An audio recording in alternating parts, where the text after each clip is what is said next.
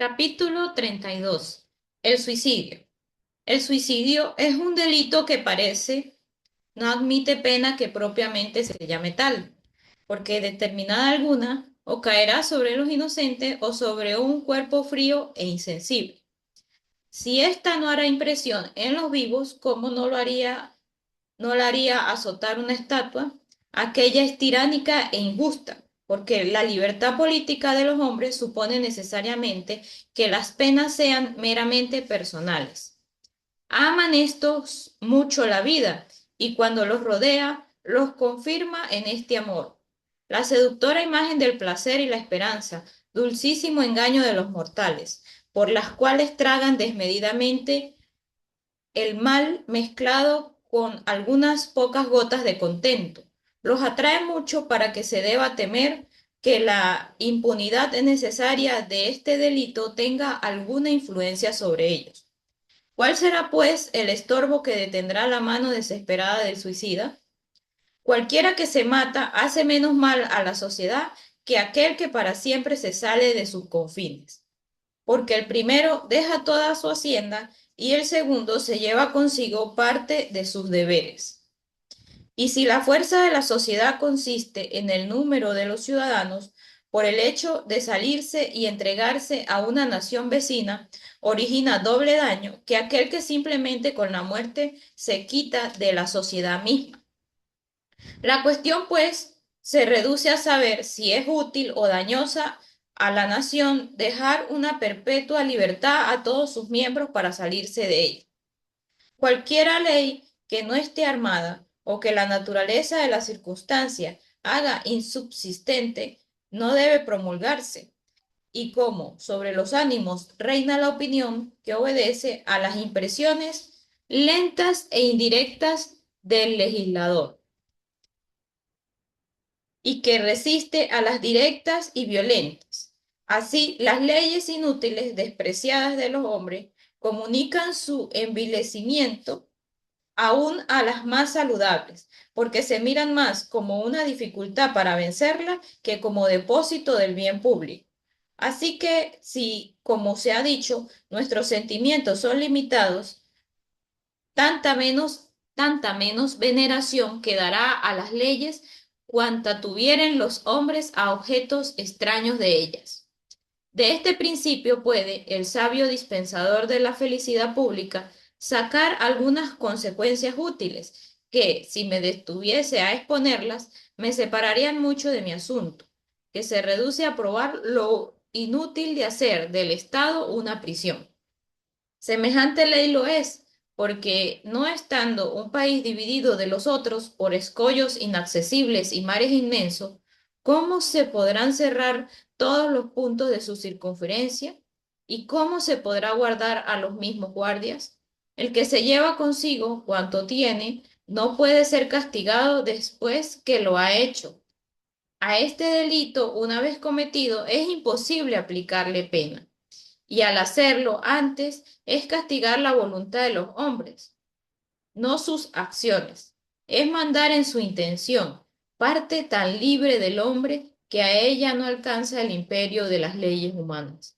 Castigar al que se ausenta en la hacienda que deja a más de la fácil e inevitable colusión, que no puede impedirse sin tiranizar los contratos, estancaría todo comercio de nación a nación.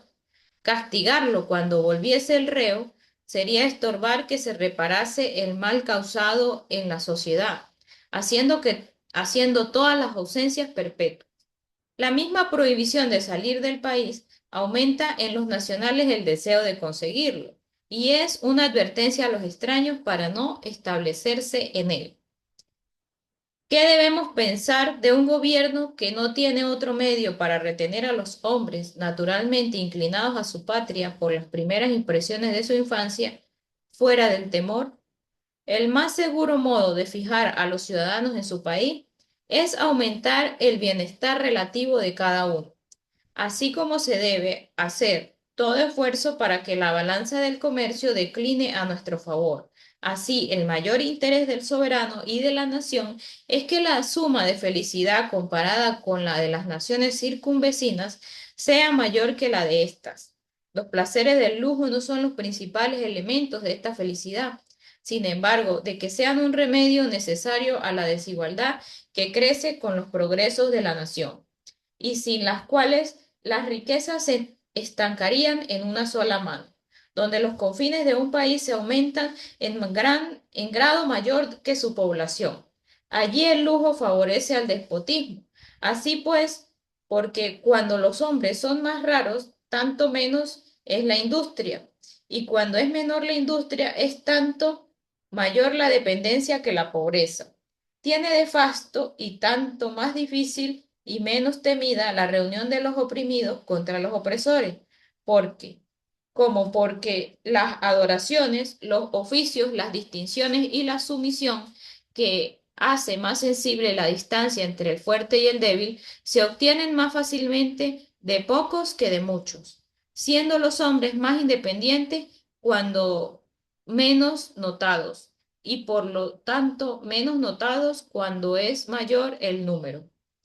Pero donde la población crece en proporción mayor que los confines, el lujo se opone al despotismo, porque anima la industria y la actividad de los hombres, y la necesidad ofrece demasiados placeres y comodidades al rico para que los dé en ostentación, que aumenta la opinión de dependencia, tenga mayor lugar. De aquí puede observarse que en los estados vastos, débiles y despoblados son otras las causas. No lo estorban el lujo de ostentación, prevalece al de comodidad. Pero en los estados más poblados que extensos, el lujo de comodidad hace siempre disminuir el de ostentación. Sin embargo, el comercio y el paso de los placeres de lujo tienen este inconveniente que, aunque se haga por medio de muchos, comienza en pocos y acaba en pocos, y solo poquísima parte gusta el mayor número, de tal manera que no impide el sentimiento de la miseria, causado más por la comparación que por la realidad. Son pues la seguridad y la libertad limitadas por solo las leyes, quienes forman la base principal de esta felicidad, con las cuales los placeres del lujo favorecen la población y sin las cuales se hacen el instrumento de la tiranía. Al modo que las fieras más generosas y las más voladoras aves se retiran a las soledades y a los bosques inaccesibles y abandonan las campañas fértiles y agradables al hombre que le pone lazos. Así los hombres huyen los mismos placeres cuando la tiranía los distribuye. Está pues demostrado que la ley que aprisiona a los súbditos en su país es inútil e injusta. Luego lo será igualmente la pena del suicidio. Y así, aunque sea una culpa que Dios castiga, porque solo Él puede castigar después de la muerte, no es un delito para con los hombres, puesto que la pena, en lugar de caer sobre el reo mismo, caerá sobre su familia. Si alguno opusiese que la pena puede con todo eso, retraer a un hombre determinado a matarse, respondo que quien tranquilamente renuncia al bien de la vida, de tal manera aborrece su existencia que prefiere a ella una eternidad infeliz. No se moverá por la consideración menos eficaz y más distante de los hijos o parientes. Capítulo 33 del contrabando. El contrabando es un verdadero delito que ofende al soberano y a la nación, pero su pena no debe ser infamativa, porque cometido no produce infamia en la opinión pública. Cualquiera que decreta penas infamativas contra delitos que no son reputados tales de los hombres disminuye el dictamen de la infamia para los que verdaderamente lo son.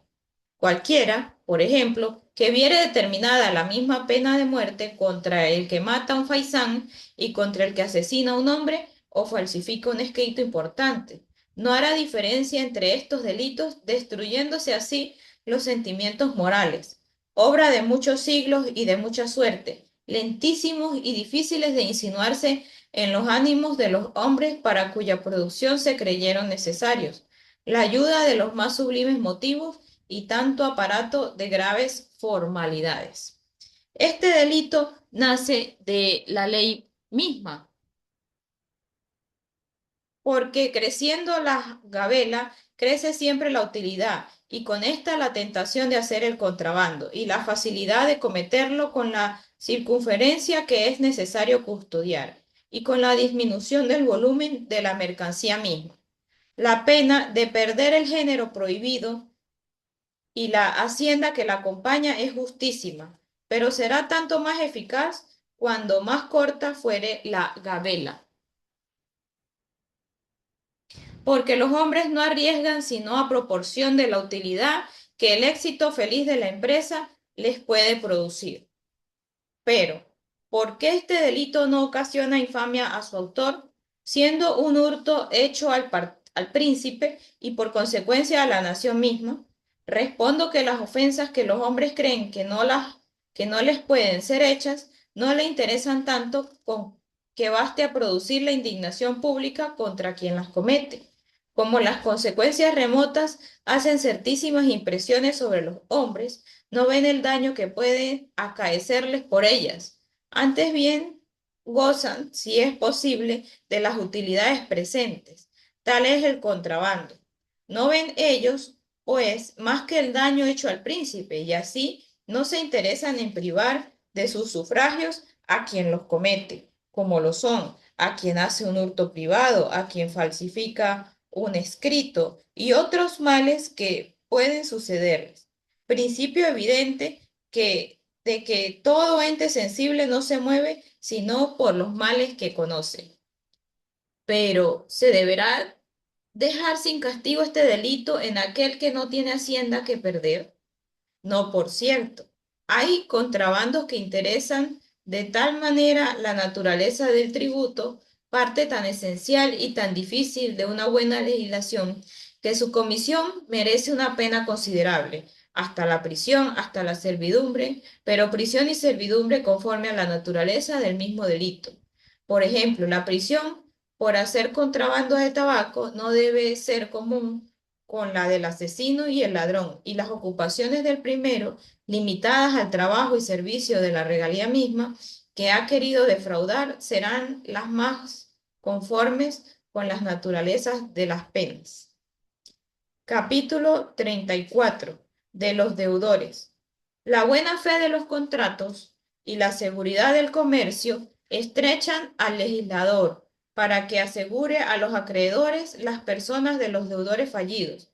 Pero yo juzgo importante distinguir el fallido fraudulento del fallido inocente. El primero debería ser castigado con la misma pena que el monedero falso, porque falsificar un pedazo de metal acuñado, que es una prenda de las obligaciones de los ciudadanos, no es mayor delito que falsificar las obligaciones mismas. Mas es fallido inocente aquel que después de un examen riguroso ha probado ante sus jueces que la malicia de otros o su desgracia o contratiempos inevitables por la prudencia humana le han despojado de sus bienes.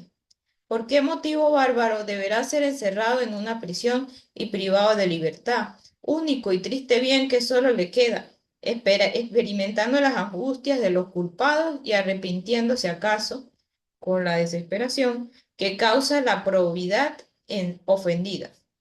De aquella inocencia con que vivía tranquilo, bajo la tutela de las leyes, cuya ofensa no estuvo en su mano, leyes dictadas de los poderosos con codicia y sufridas de los flacos por aquella esperanza que comúnmente centellea en los ánimos de los hombres, haciendo creer que los acontecimientos adversos son para los demás y para nosotros los favorables. Los hombres abandonados a sus sentimientos más triviales aman las leyes crueles, aunque estén sujetos a ellas mismas. Sería interés de todos que se moderasen, porque es mayor el temor de ser ofendido que el deseo de ofender. Volviendo al inocente fallido, digo que podrán sus deudas mirarse como inextinguibles hasta la paga total. Se le podrá prohibir libertarse de la obligación contraída sin su consentimiento de los interesados y el derecho de retirarse a otro país para ejercitar la industria. Se le podrá premiar para que, empleando su trabajo y sus talentos, adquiera de nuevo con qué satisfacer a sus acreedores. Pero ni la libertad del comercio ni la sagrada propiedad de los bienes podrán justificar una privación de la libertad que les es inútil, fuera del caso en que los males de la esclavitud se consiguiese revelar los secretos de un supuesto inocente fallido, caso rarísimo en suposición de un riguroso examen.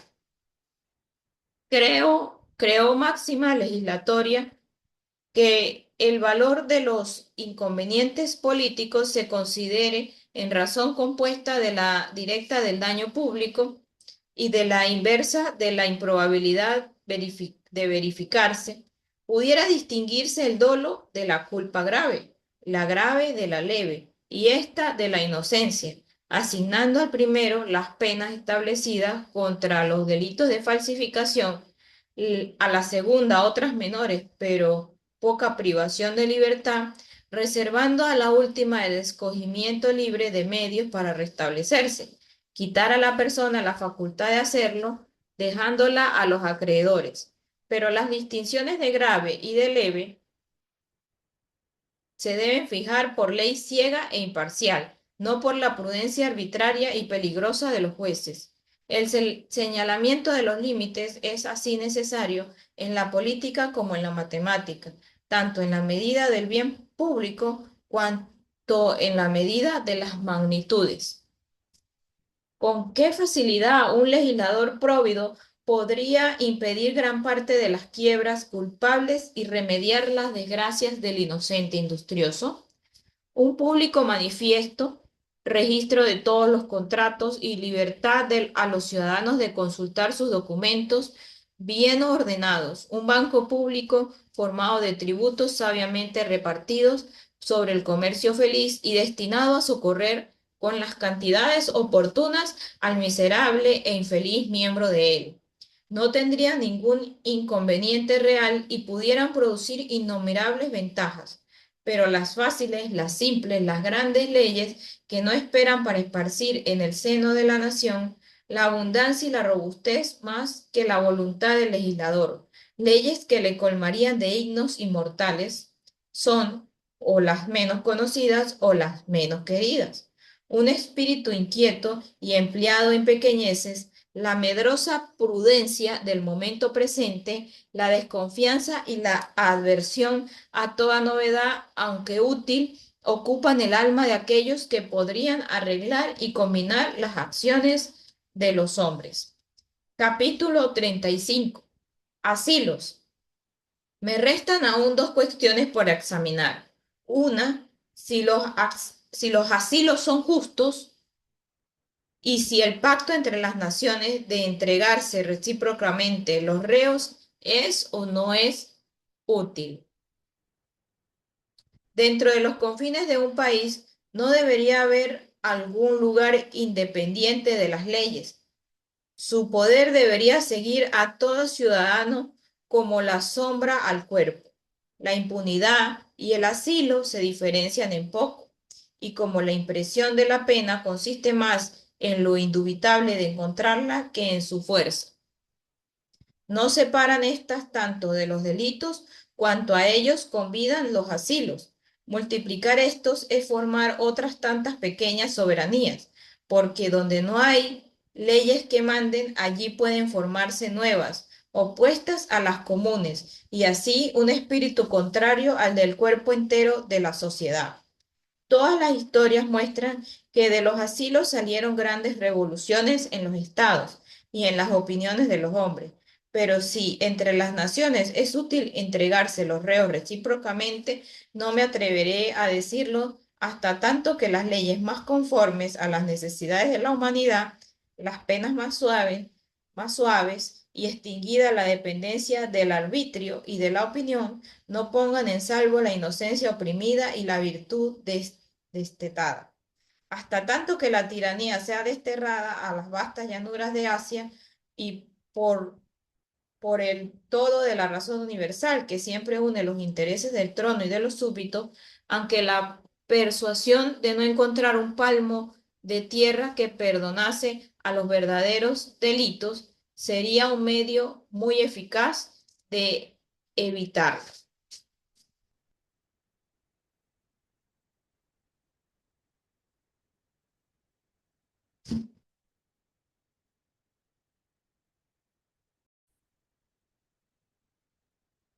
Capítulo 36. Capítulo 36 de la talla.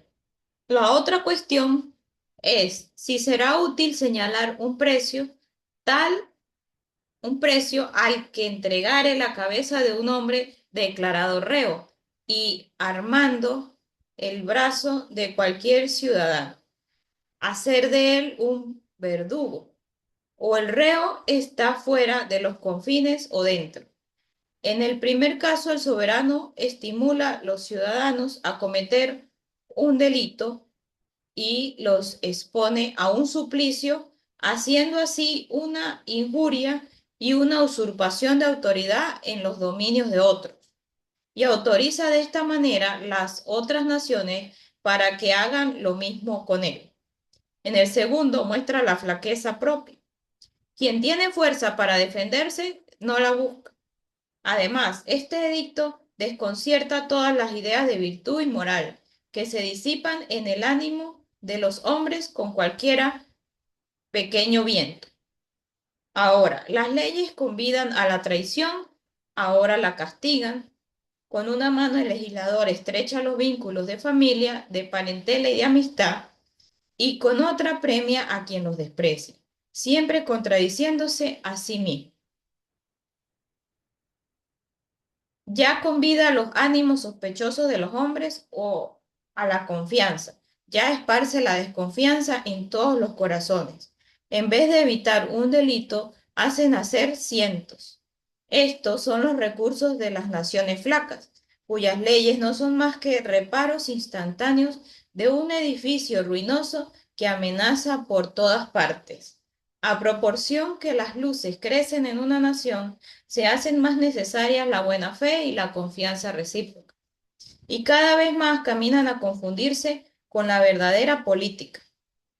Los artificios, las astucias, las entradas oscuras e indirectas son por lo común previstas. La sensibilidad de todos se defiende mejor contra el interés de cada particular. Los mismos siglos de la ignorancia en que la moral pública fuerza a los hombres a obedecer a la privada sirven de instrucción y de experiencia a los siglos iluminados.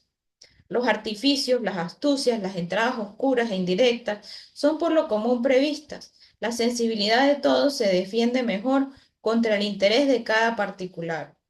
Los mismos siglos de la ignorancia en que la moral pública fuerza a los hombres a obedecer a la privada, sirven de instrucción y de experiencia a los siglos iluminados. Pero las leyes que premian la traición y excitan una guerra clandestina, esparciendo la sospecha recíproca entre los ciudadanos, se oponen a esta tan necesaria reunión de la moral y política, a quienes los hombres deberían su felicidad. Las naciones, la paz y el universo, algún más largo espacio de tranquilidad y reposo en los males que lo rodean. Capítulo 37. Atentados, cómplices e impunidad. Aunque las leyes no castiguen la intención, no por eso decimos que un delito, cuando empieza por alguna acción que manifiesta la voluntad de cometerlo, no merezca algún castigo, pero siempre menor a la comisión de él. La importancia de estorbar un atentado autoriza la pena, pero así como este ente, la ejecución puede haber y la ejecución puede haber algún intervalo. Así, la pena mayor reservada al delito consumado puede dar lugar al arrepentimiento. Lo mismo es cuando haya cómplices y no todos los ejecutores inmediatos, sino por alguna razón diversa. Cuando muchos hombres se unen para una acción arriesgada a proporción de su tamaño, procuran que sea igual para todos. Luego será más dificultoso encontrar quien se conforme con ser el ejecutor, corriendo mayor riesgo que los demás cómplices. La única excepción sería en el caso que al ejecutor se le señalase de un premio, teniendo entonces una recompensa mayor por el mayor riesgo. La pena debería ser proporcionada. Estos discursos parecerán muy metafísicos a quien no reflexione cuánta utilidad hay en que las leyes dejen los menos motivos de convención que fuere posible entre los que se intenten asociar para cometer un delito. Algunos tribunales ofrecen impunidad al cómplice de un grave delito que descubriesen los otros. Este recurso tiene sus inconvenientes y sus ventajas. Los inconvenientes son que la nación autoriza la traición, detestable aún entre los malvados, porque siempre son menos fatales a una sociedad los delitos de valor que los de vileza, por cuanto el primero no es frecuente y con solo una fuerza benéfica que lo dirija, conspirará al bien público. Pero la segunda es más común y contagiosa, y siempre se reconcentra en sí mismo. Además de esto, el tribunal hace ver la propia incertidumbre y la flaqueza de la ley que implora el socorro de quien la ofende. Las ventajas son evitar delitos importantes y que, siendo manifiestos los eventos y ocultos, los autores atemoricen el pueblo. Contribuye también mostrar quién es falto de fe con las leyes, esto es, con el público es probable que lo sea con un particular. Me parece una ley general la cual prometiese impunidad al cómplice manifestador de cualquier delito, fuese preferible a una especial declaración en un caso particular, porque así evitaría las uniones con el temor recíproco que cada cómplice tendría de revelarse a otro, y el tribunal no hará atrevidos los malhechores, viendo estos, en caso particular, pedido su socorro. Semejante ley debería acompañar la impunidad con el destierro del delator, pero en vano me atormento para destruir el remordimiento que siento, autorizando con las leyes sacrosantas, con el monumento de la pública confianza y con la base de la moral humana, la traición y el disimulo. ¿Qué ejemplo sería para una nación si se faltase a la impunidad prometida, arrastrando al suplicio por medio de doctas civilizaciones en vergüenza de la fe pública?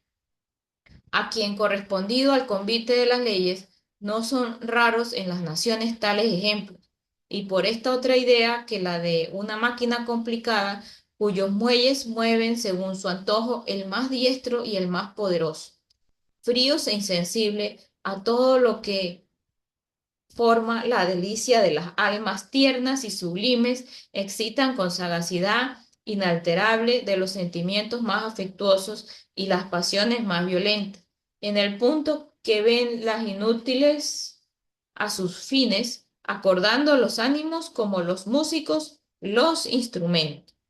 Capítulo 38. Interrogaciones sugestivas y deposiciones. Nuestras leyes prueban el proceso, las interrogaciones que se llaman sugestivas. Esto es, aquellas, según los doctores, que en las circunstancias de un delito preguntan de la especie, debiendo preguntar el género. Quiere decir aquellas interrogaciones que teniendo una inmediata conexión con el delito, sugieren el reo una respuesta inmediata. Las interrogaciones, según los criminalistas, deben, por decirlo así, abrazar y rodear el hecho espiralmente, pero no dirigirse a él por línea recta. Los motivos de este método son, o por no sugerir el reo una respuesta que lo libre de la acusación, o acaso porque parece contra la misma naturaleza que un reo se acuse por sí inmediatamente. Cualquiera que sea de estos dos motivos, es notable la contradicción de las leyes, que juntamente con esta costumbre autorizan la tortura, porque ¿cuál interrogación más sugestiva que el dolor?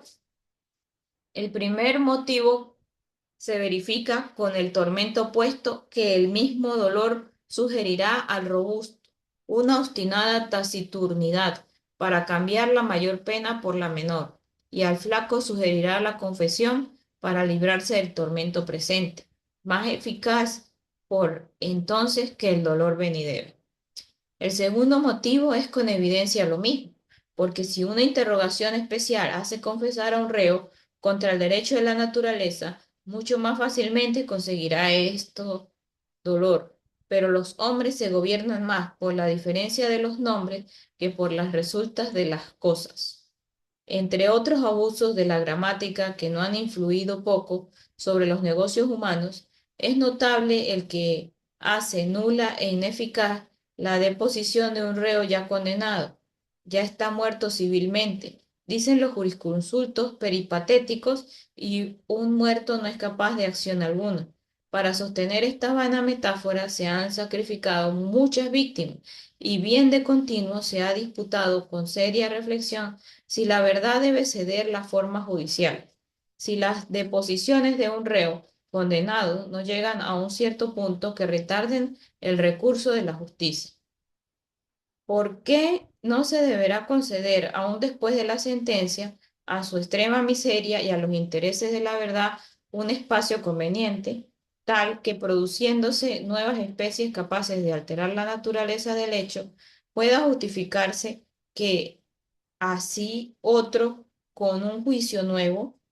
Las formalidades y ceremonias son necesarias en la administración, ya porque dan idea al pueblo de un juicio no tumultuario e interesado, sino estable y regular, ya porque sobre los hombres, esclavos e imitadores de la costumbre, hacen impresiones más eficaces las sensaciones de los, que los raciocinios, pero éstas, sin un fatal peligro, jamás pudiesen fijarse por las leyes de modo que dañen a la verdad, que o por ser muy simple o muy compuesta tienen necesidad de alguna pompa externa que la concilie el pueblo ignorante. Finalmente, aquel que en el examen se obstinase, no reconociendo las preguntas que se le hiciesen, merece una pena determinada por las leyes, y pena de las más graves que entre ellas se hallaren, para que los hombres no burlen así la necesidad del ejemplo que deben al público. No es necesaria esta pena cuando se sepa de cierto que tal reo haya cometido tal delito, que las preguntas sean inútiles como lo es la confesión del delito, cuando otras pruebas justifican la criminalidad. Este último caso es el más ordinario porque la experiencia demuestra que en la mayor parte de los procesos los reos están negativos. Capítulo 39. De un género particular de delitos. Cualquiera que leyere este escrito advertirá haber omitido yo en él un género de delitos que ha cubierto la Europa de sangre humana y que ha juntado aquellas funestas hogueras donde servían de alimento a las llamas los cuerpos vivos de los hombres, cuando era placentero espectáculo y armonía grata para la ciega muchedumbre oír los sordos y confusos gemidos de los miserables que salían envueltos en remolinos de humo negro, humo de miembros humanos, entre el rechinar de los huesos abrasados y el tostarse de las entrañas aún palpitantes. Pero los hombres racionales verán que el lugar, el siglo y la materia no me permiten examinar la naturaleza de este delito. Muy largo y fuera de mi asunto sería probar cómo debe ser necesaria una perfecta uniformidad de pensamientos en un estado contra el ejemplo de muchas naciones, como opiniones que distan entre sí solamente por algunas sutilísimas y oscuras diferencias muy apartadas de la capacidad humana, puedan desconcertar el bien público cuando una no fuera autorizada con preferencia a las otras, y cómo la naturaleza de las opiniones está compuesta de modo que algunas con el choque fermentado y combatiendo juntamente se aclaran, y nadando las verdades, las falsas se sumergen en el olvido. Otras poco seguras de su constancia desnuda deben vertirse de autoridad y de fuerza.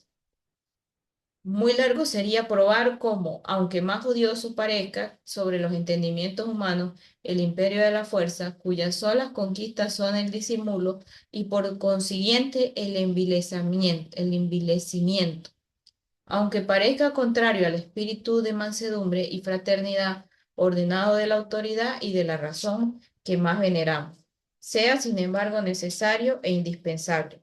Todo esto debe creerse probado evidentemente y conforme a los verdaderos intereses de los hombres, si hay quien con reconocida autoridad lo ejercite.